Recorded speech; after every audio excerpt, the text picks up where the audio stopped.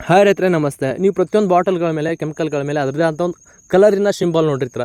Red colour ಇದೆ, yellow colour ಇದೆ, ನೀಲಿ ಇದೆ ಆ್ಯಂಡ್ ಗ್ರೀನ್ ಕಲರ್, ಹಸಿರು ಕಲರ್ ಇದೆ.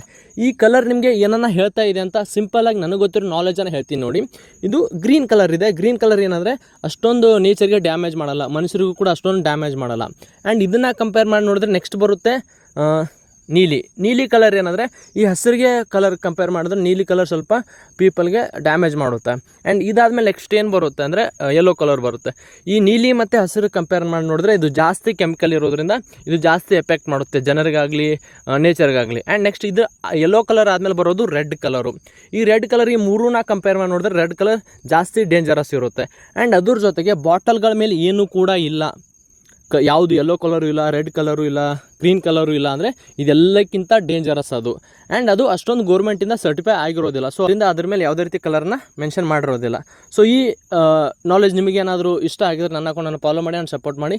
ಇದೇ ರೀತಿ ನಾಲೆಜ್ಗೋಸ್ಕರ ನನ್ನ ಅಕೌಂಟನ್ನು ಫಾಲೋ ಮಾಡಿ.